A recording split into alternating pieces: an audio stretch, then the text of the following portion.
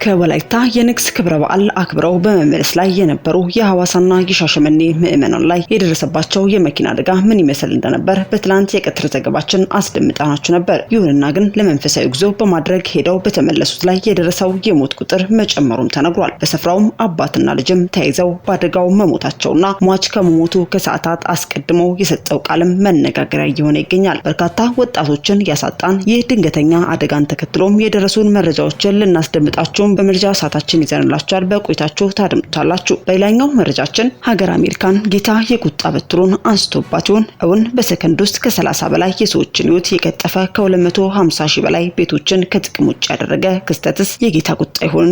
ከቅርብ ጊዜያቶች ወዲህ በርካታ የተፈጥሮ አደጋዎችን እያስተናገደችው ያለችው ልዕለ ኃያሏ ሀገር አሜሪካ የገጠማት ፈተና እጅግ አስደንጋጭ ሆኗል። ከቅርብ ጊዜያት በፊት በከፍተኛ ሰደድ እሳት የተጠቃቸው እንዲሁም አስፈሪ በሆነና የበርካቶችን ሕይወት በቀጠፈው የበረዶ ግግር የተመታቸው ኃያሏ ሀገር አሜሪካ ዛሬም እጅግ አስደንጋጭና ነዋሪዎቹን የፈተነ ከሳይንቲስት አቅምና አይምሮ በላይ የሆነም የተፈጥሮ አደጋን እያስተናገደች ትገኛለች። የተፈጠረው አስደንጋጭ አደጋ ምን ይሆን የሚለውንም እንዲሁ በቆይታችሁ የምታደምጡት ይሆናል። በሌላኛው መረጃችን የሰሞኑ መነጋገሪያ እፎይ ዛሬም አዲስ ነገርን አሰምቶናል። በእፎይ ምክንያት በርካታ ሙስሊም አማኞች ወደ ክርስትና እምነትም እየተመሙ ስለመሆናቸው ያገኘነው መረጃም ያመላክታል። ከዚህ ጋር በተያያዘም በእፎይ ጉዳይ መልስ የሰጠው ቄስም የራሱና የቤተሰቡን ሕይወትም ለመታደግም ቤተሰቡን ሰብስቦ በጫካ ተደብቆ እንደሚገኝም በቪዲዮ የታገዘ መረጃም ይዘንላችኋል።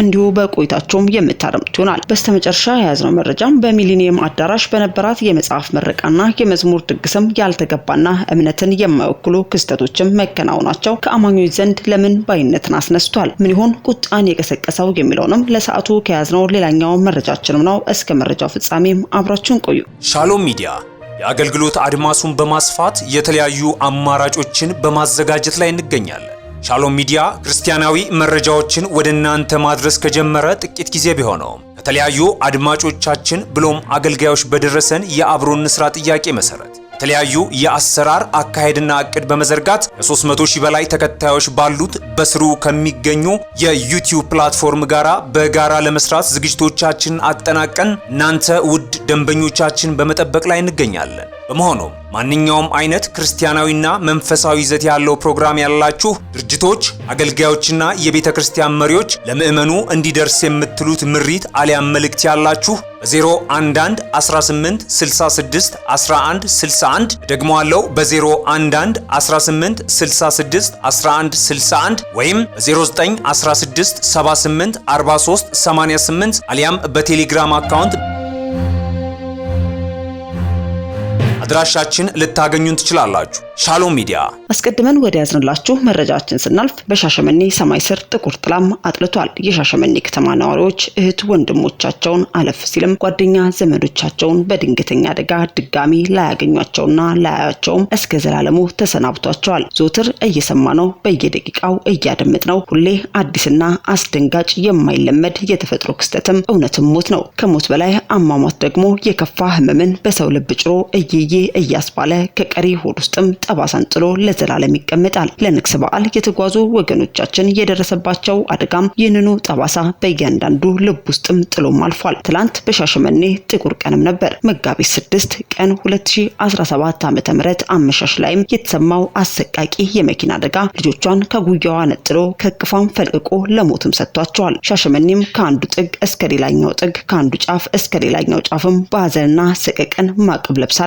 በእንባና ለቅሶም ታጅባለች። የናፈቀቻቸውን ወጣቶች እንደወጡም ቀርተዋል። ልጆቿም ነፍሳቸውን ተነጥቀዋል። ካሁን እየመጡልኝ ነው ብላ እጆቿን ዘርግታ ልታቅፋቸው ብትጓጓም ሳይሆንም ቀርቷል። ለቅፍ የተዘረጉ እጆቿም እየይ ብላ እንድታነባም አድርጓታል። ለዚህስ ማን ይሆን የሚጠየቀው? እጅግ ልብንም ይሰብራል። ከአርባ ምንጭ ዘግይቴ አቦ ዓመታዊ ንግስ በዓል እየተመለሱ የነበሩ የሻሸመኔ ከተማ ቅዱስ ሚካኤል ቤተክርስቲያን ወጣቶችም የመኪና ፍሬን በመበጠሱ በበዲሳ ወንዝ ውስጥ በመገልበጡ 18 ሞት ያስተናገዱ ሲሆን በትላንትናው ዕለትም የ11 ሰዎችም ግብዓተ መሬት በሻሸመኔ ከተማም ተከናውኗል። ከአርባ ምንጭ ዘግይቴ አቡነ ገብረ መንፈስ ቅዱስ በዓል ንግስም ሲመለሱ በወላይታ ዞን ዳሞት ወይዴ ወረዳም በዲሳ ከተማ አቅራቢያ በደረሰው አሰቃቂ የመኪና አደጋም የሟች ቁጥር የጨመረ ሲሆን በትላንትናው ዕለትም በሻሸመኔ ከተማ የ11 ምዕመናን ስርዓተ ቀብርም ተፈጽሟል። በደረሰው አደጋም ወዲያውኑ የ14 ምዕመናን ህይወትም ሲቀጠፍ ከባድ ጉዳት ደርሶባቸው በኦቶና ሆስፒታል በሕክምና ላይ ላይ ከነበሩ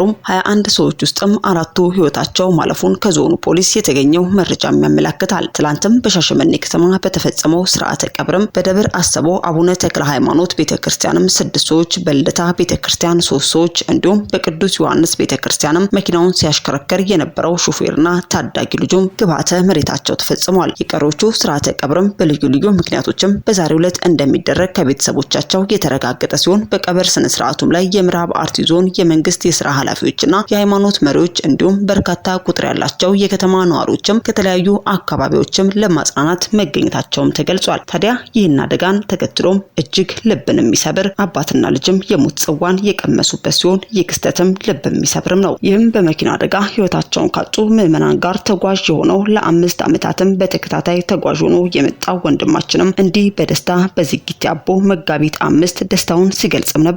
ከአንድ ቀን በኋላ ግን ነገር ተገልብጦ ለሞትም ተዳርጓል። ይህ ብቻም አይደለም። በተለያዩ የሙዚቃ ስራዎቹ የምናውቀው ተወዳጁ ድምጻዊ ጆሲ ወይንም ዮሴፍም የዚህ ሀዘን ሰለባ መሆኑም እንዲህ ሲልም ተናግሮታል። ሞት ክፉ የጻድቃንም ረፍት። ምን ብዬስ ልጀምር? በከባድ ሀዘን ውስጥ ነኝ። የጻድቁ አቡዬ ገብረ መንፈስ ቅዱስ ለዓመታዊ ክብራቸው እንድገኝ ፈቃዳቸው ሆኖ ደጃቸውን ለመርገጥ አርባ ምንጭ ዘጊቲ አቡዬም ተገኘው። ታላቁ አብይ ጾም እንደመሆኑ በታምራዊ ጸበል ልንጸበል ቆይታችንን ባደረግንበት ሁኔታ ላይም በንግሱ ማግስት በእናታችን ማረፊያ ቤት ቁርስ እየቀመስን በርካታ የሻሸመኔ ወጣቶች ወደ ግቢው ይገባሉ። ለቤተ ክርስቲያኗ ስጦታና ስለተደረገላቸው ስለታቸውንም ሊሰጡም ገቡ። የኔና የወጣቶች ትውውቅ በዚህም ይጀምራል። በዚህ መሃል የማህበሩ ሙሴ ወጣት መለሰ ጫካ ጆሲን ስለማናገኘው ፎቶና ቪዲዮ እንነሳ ታሪካዊ ቀን ነው ብሎም ሐሳቡን ሲያቀርብ እኔም ከተቀመጥኩበት ተስፈንጥሬም ተነሳው። በእምነት ጥንካሬያቸውም ቀናው፣ ኮራሁባቸውም፣ ደስም አለኝ። የደስታን እንባይንም አነባው። በተለመደው ሀገራችን ባህልና መልካም ልማድም መንገድ የሚገጥመው አይታወቅምና እህል ቅመሱ ስላቸውም እሺ ብለው በደስታ የመጨረሻቸውን በረከትም ቁርስን አብረን ቀምሰን ተመራርቀንም ተለያየን። ከጧቱ 3 ሰዓት ከአጸደ ግቢው ወደ መኪናቸው ጉዞም ጀመሩ። አመሻሽ ከቀኑ 11 ተኩል ላይ ወላይታ ሶዶ በዴሳ ወንዝ ሲደርሱም መኪናው ፍሬን ተበጥሶ ከተሳፋሪዎች መካከል 15ቱ ምዕመንም ህይወት ማለፉንም ሰማው። እጅግ ልብንም ይሰብራል። ማመንም ከበደኝ። እነኚህ ድንቅ ባለጽናት ኦርቶዶክሳውያን ለካንስ ጆሲን ስለማናገኘው ፎቶና ቪዲዮ እንነሳ ታሪካዊ ቀን ነው ያሉትም እስከ ወዲያኛው ስንብት መሆኑን ስረዳ ሞት ክፉ ብዬ ከልቤ መሪር ሀዘንም አዘንኩኝ። ከሻሸመኔ በፍጹም እምነትም ለ5ኛ ጊዜ ዝጊቲ አቡዬ ተሳልመው ተጸብለው ስለታቸውንም አድርሰው ለንስሐ በቅተውም የቤተ ክርስቲያን ሐዲስ ኪዳን መጽሐፍ ስጦታቸው ላይም ፊርማቸውን አኑረው መስዋዕት መሆናቸው ሲገባኝም የጻድቃን እረፍትም ለማለትም ወደድኩኝ። ለቤተሰቦቻቸው፣ ለጓደኞቻቸው፣ ለወዳጅ ዘመዶቻቸው እንዲሁም ለመላው ኦርቶዶክሳውያንም መጽናናትን ተመኘው በማለትም የተሰማውን ጥልቅ ሀዘን የገለጸ ሲሆን ሟችም ከመሞቱ አስቀድሞ ያስተላለፈው መልእክት ምን ይሆን የሚለውንም እንዲሁ በቪዲዮ ተመልክተን እንመለስ። 272 ኪሎ ሜትር አቋርጠን በአርባ ምንጭ ዝጊቲ አቡነ ገብረ መንፈስ ቅዱስ ሰማይ ስር እንገኛለን። የዛሬ 5 ዓመት በዶልፊን መኪና ይህን ገዳም ለማየት መጣን። እዚህ ማህበር መስርተን ሄድን። የማህበራችን 5ኛ ዓመት ሳናቋርጥ ለ5 ተከታታይ ጊዜ እዚህ ደብር ላይ ተገኝተናል። ዘንድሮ ከሻሸመኔ በ3 ባስ ነው የመጣ ነው። እኛ ማህበረ ጎልጎታ ዝክረ አቡነ ገብረ መንፈስ ቅዱስ ሻሸመኔዎች እንባላለን። እንኳን አደረሳችሁ፣ እንኳን አብሮ አደረሰን። የጻድቁ ቃል ኪዳን በረከት፣ አማላጅነት፣ ጸሎት አይለየን። ባላችሁበት ሰላም እግዚአብሔር አይለያችሁ። ይህ ሁሉ ምዕመን ያለቀበት እጅግ ታላቅ ሀዘን በመላው ኢትዮጵያን ዘንድ የተፈጠረ ክስተት ሲሆን ይህን ተከትሎም የቤተ ክርስቲያን አባቶችም ሀዘናቸውን እንዲህ ባለ መልኩም ገልጸውታል። ብፁዕ አቡነ ይስሐቅ በወላይታ በሚገኙ በሁሉም አድባራትና ገዳማትም ጸሎት ፍትሐት እንዲደረግ አባታዊ መምሪያም ሰጥተዋል። ብፁዕ አቡነ ይስሐቅ በአርባ ምንጭ ዝጊቴ አቡዬ የንግስ በዓል አክብረው በመመለስ ላይ ሳሉ በተከሰተ የመኪና አደጋም ህይወታቸውን ላጡና ጉዳት ላስተናገዱ ምዕመናንም የተሰማቸውን ሀዘን በመግለጽም የእግዚአብሔር ፍቃድ ሆኖ በአደጋ ምክንያት ከስጋ ድካም ላረፉት ወንድምና እህቶችም በወላይታ በሚገኙ ሁሉም አድባራትና አንድ ገዳምም ጸሎት ፍትሐት እንዲደረግም መምሪያም ሰጥተዋል። ከስጋ ድካም ላረፉት ምዕመናንም ነፍሳቸው ከቅዱሳን እቅፍም ያኖርልን በማለትም መግለጫን የሰጡ ሲሆን እኛም ለሟች ቤተሰብ፣ ወዳጅ ዘመዶችም እንዲሁም ለመላው ኢትዮጵያንም መጽናናት እንዲሆን በድጋሚ በሚዲያችን ስም ተመኘን። አስከትለን ወደ ያዝንላችሁ መረጃችን ስናልፍ እጅግ ታላቅ መነጋገሪያነትን የፈጠረውና የሚዲያ አውታር ገጾችን በስፋት የተቆጣጠረው ወጣት እፎይ ዛሬም ሌላ ያልተጠበቀ ክስተትን ይዞን ብቅ ብሏል። በጥቂት ነገር አህዱ ብሎ የጀመረው ይህ የሁለት ሃይማኖት ንትርክም ዛሬ ላይ ነገር ሰፍቶ ካራ እስከ ማማዘዝም ተዳርሷል። ወጣት እፎይ የእስልምና እምነት ዋቢ የሆነውን ቁርአንንም እንዲህ ብሎም ይናገራል። ይህ ስህተት ነው፣ በነብያችሁ ታፍሩበታላችሁ በማለትም የተናገረው ነገርም ታላቅ ጸበን ቢፈጥርም በሌላ በኩል ደግሞ የበርካታ እስልምና እምነት ተከታይ የሆኑ ነፍሳትንም ወደ ክርስትና መንገድ እያፈለሰ መሆኑን ተመልክተናል። በዚህም በአንድ ወጣት በሚዲያ ላይ በመውጣትም ዛሬ ላይ እኔ ከእስልምና ወደ ክርስትና የመጣውበት አንድ ምክንያት ልንገራችሁ፣ ቅዱስ ቁርአን ኢስላም ጀነት ይገባል የሚል ቦታ ስለሌለ ነው። ሁለተኛ ነብዩ መሐመድም ለተከታዮቹ እኔ ራሱ አላውቅም ስላለ ስለዚህ እኔም ወደ እውነት ወደ መንገድ መጥቻለሁ፣ አዲስ ሕይወትን አግኝቻለሁ፣ የዘላለም ሕይወት አግኝቻለሁ በማለትም ወደ ክርስትና እምነት መቀላቀሉን በመግለጽ የተናገረ ሲሆን በሶስት ግለሰቦች ላይም ተመሳሳይ ነገርም ተሰምቷል። ይህም በብዙ የእስልምና እምነት ተከታዮች ዘንድም ቁጣን የጫረ ድርጊትም ሆኗል። ጉዳዩ በዚህ ብቻም አላበቃም። በእፎይ አህዱ ብሎ የጀመረው ይህ የሃይማኖቱ ዝግብም የግለሰብ ቤትን አንኳክቶ የገባ ሲሆን በአንድ ዲያቆን ላይም ቤቱን አስለቅቆ ቀዮን አስለቅቆ ቤተሰቦቹን ይዞ በጫካ ለመኖር የተገደደበት ደረጃም ላይ ተደርሷል። ይህ ጉዳይ ምን ይሆን የሚለውንም ከባለቤቱ አንደበት ተመልክተን እንመለስ። እሺ ዲያቆን ቢኒያም ከውጭም በቅርብ ጊዜ አሁን በሰሞኑ እንደገባችሁ ሰምተን እዚህ ቦታም በስደትና በመንከራተት እንዳላችሁ ሰምተን ነው እኛ የመጣ ነው።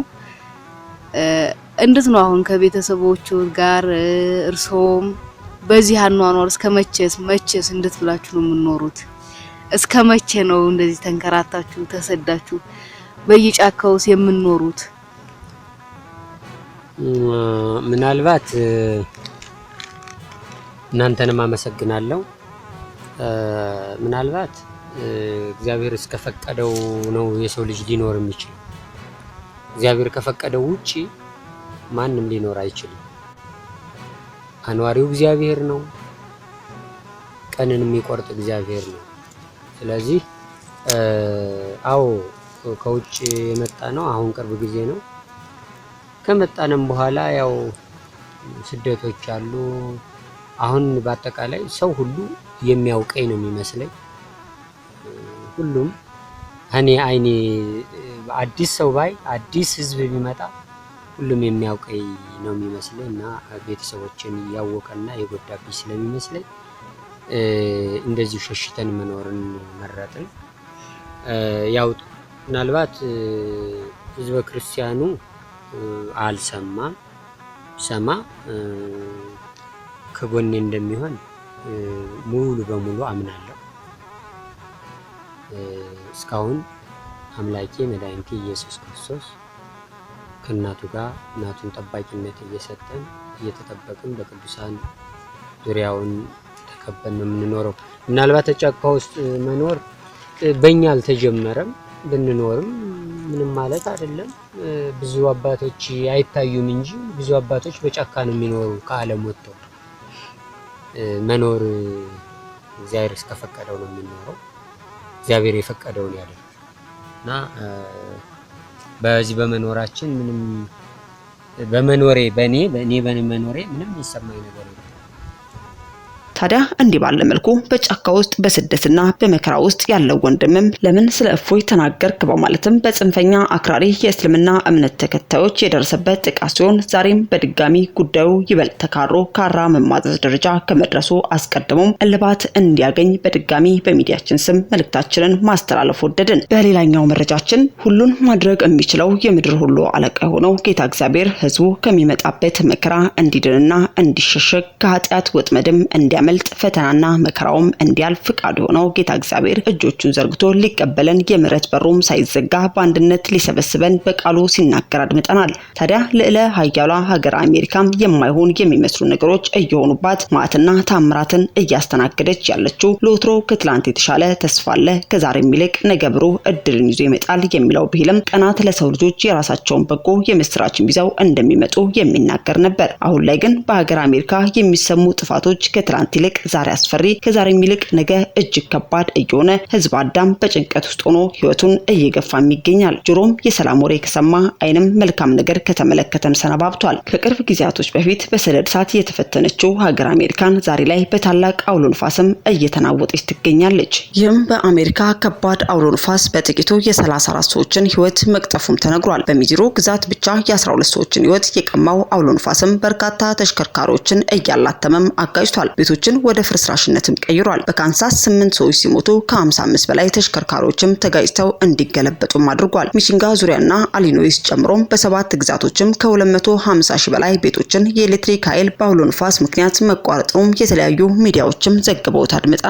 ምስራቃዊ ሉዚያና፣ ምዕራባዊ ጆርጂያ፣ ማዕከላዊ ቴኔሲና ምዕራባዊ ፍሎሪዳ በአውሎ ንፋሱም ከባድ አደጋም ይገጥማቸዋል ተብሎም ተተንብዮባቸዋል። የአሜሪካ ብሔራዊ የአየር ንብረት አገልግሎትም አውሎ ንፋሱን ተከትሎ የሚከሰተው ፈጣን ጎርፍም የበርካቶችን ህይወት ሊቀጥፍ እንደሚችልም አስጠንቅቋል። በቴኔሲና በሸልቢ የተመዘገበው አውሎ ንፋስም በሰዓት 97 ኪሎ ሜትሮችን የሚጓዝ እንደነበር የሜትሮሎጂ ተቋሙም ይፋ ማድረጉን የገለጹ ሲሆን በሚዙሪ ግዛትም 25 ክፍለ ግዛቶችና 19 አደገኛ አውሎ ንፋስ መመዝገብም የተገለጸ ሲሆን 12 ሰዎች የሚኖሩበት ቤትም ወደ ፍርስራሽነት ተለውጦ ሁሉም ህይወታቸው ማለፉም ተነግሯል።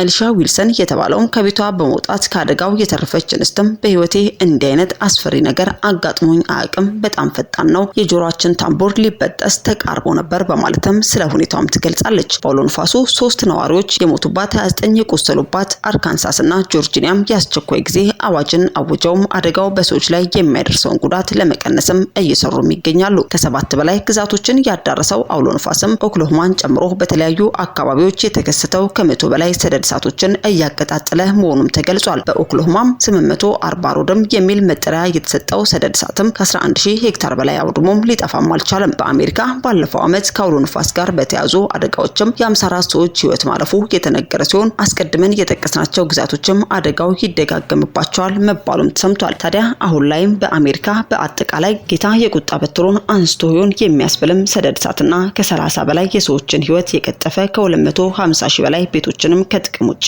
ያደረገ ክስተትም መከናወኑን ተመልክተናል። በስተመጨረሻ ወደ ያዝንላችሁ መረጃችን ስናልፍ ከቀናት በፊት አስቀድመን ባደረስናችሁ መረጃ መሰረት በመጋቢት 6 በሚሊኒየም አዳራሽ ላይ በአንጋፋ ዘማሪት ሊሊ ወይንም ቃል ኪዳን ጥላውን የተዘጋጀውን የዝማሬ ኮንሰርት አስመልክቶ በርካታ የወንጌል አማኞች ቁጣቸውን እየገለጹ ይገኛሉ። ዘማሪት ሊሊ እጅግ ለበርካታ ዓመታት በተወዳጅ ዝማሬዎቿ ከቅዱሳን አልፋም በማያምኑ ወገኖች ዘንድም ተቀባይነትና ተወዳጅነትን ያተረፈች ዘማሪ ስትሆን ለብዙ ትውልድም መዳን ምክንያትም ሆናለች። ይሁንና ግን በሚሊኒየም አዳራሽ የተፈጠረውን ክስተት ተከትሎም ይህ ነው የማይባል ከባድ ተቃውሞ በማስተናገድም ላይ ትገኛለች። ይህም ከቀናት በፊት ባስደመጥናችሁ የቃል ኪዳን ፍቅር በተሰኘ የመጽሐፍ ምረቃ መርሃ ግብርን ተከትሎም በፕላቲኒየም ደረጃ፣ በጎልድ ደረጃ፣ በሲልቨርና በብሮንዝ ደረጃ በማለትም በመከፋፈል እጅግ ከፍተኛ የገንዘብ መጠን በማስቀመጥ ይህን ያከናወነ ከዘማሪት ሊሊ ጋር የእራት ፕሮግራም ይኖራል ሲባልም የተቀመጡ ፎርሞችና በእለቱም በሚሊኒየም አዳራሽ ብቻ ለመጡ ግለሰቦችና የቤተክርስቲያን መስራችና ባለራዕዮችም የተደረገው ተገቢ ያልሆነ ተግባርም ይህ ነው የማይባል ተቃውሞም ተነስቶበት ተመልክተናል። ይህን አስከትሎም አንድ ግለሰብ በማህበራዊ ትስስር ገጹ ላይ ዘማሪት ሊሊ ለመጽሐፍ ምረቃ በተዘጋጀው ኮንሰርት ላይ ቢያንስ አንድ ሰው ጋብዛችሁ ነው ያለችው ወንጌል እንዲሰሙ ነው ወይስ ከዓለም ያልተናነሰውን ያሸበረቀ መድረክ እንዲያዩ ወይንስ እንቁልልጭ ለማለት ይሆን? ምክንያቱም የመግቢያ ዋጋውን በሚሊዮን ብሮች ከተመነች በኋላ እንዴት ነበር ሰዎች እንዲመጡስ የፈለገችው?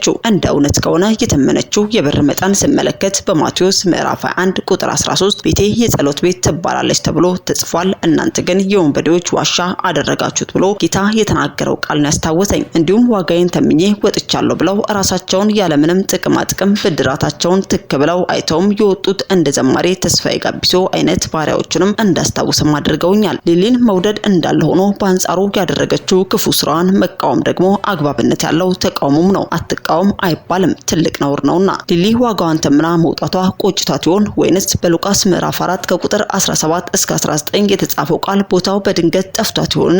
ቃሉን አብረን እናስታውሰው።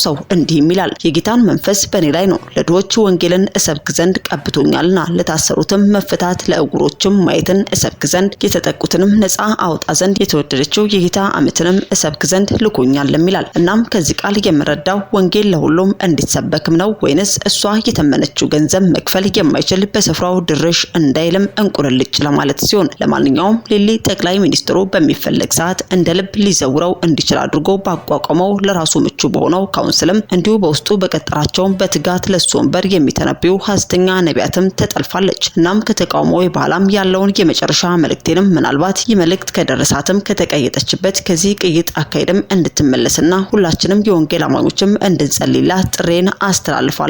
አትንኳት፣ አትውቀሷት ማለት ግን በቃሉ ላይ አምጹ ማለት ነው በማለትም ተቃውሟቸውን ያሰሙ ሲሆን ጉዳዩን ተከትሎም ከዘማሪት ሌሊ ጥላሁን የሚሰጡ ምላሾችን እየተጠባበቅን የምንገኝ ሲሆን የሚወጡ ማንኛውም መግለጫም ካለ ተከታትለን የምናደርሳችሁ ይሆናል። ሻሎም ሚዲያ የአገልግሎት አድማሱን በማስፋት የተለያዩ አማራጮችን በማዘጋጀት ላይ እንገኛለን። ሻሎም ሚዲያ ክርስቲያናዊ መረጃዎችን ወደ እናንተ ማድረስ ከጀመረ ጥቂት ጊዜ ቢሆነውም ከተለያዩ አድማጮቻችን ብሎም አገልጋዮች በደረሰን የአብሮነት ስራ ጥያቄ መሰረት የተለያዩ የአሰራር አካሄድና እቅድ በመዘርጋት ከ300,000 በላይ ተከታዮች ባሉት በስሩ ከሚገኙ የዩቲዩብ ፕላትፎርም ጋራ በጋራ ለመስራት ዝግጅቶቻችንን አጠናቀን እናንተ ውድ ደንበኞቻችን በመጠበቅ ላይ እንገኛለን። በመሆኑም ማንኛውም አይነት ክርስቲያናዊና መንፈሳዊ ይዘት ያለው ፕሮግራም ያላችሁ ድርጅቶች፣ አገልጋዮችና የቤተ ክርስቲያን መሪዎች ለምእመኑ እንዲደርስ የምትሉት ምሪት አሊያም መልእክት ያላችሁ በ011 18 66 11 61 ደግሞ አለው በ011 18 66 11 61 ወይም በ09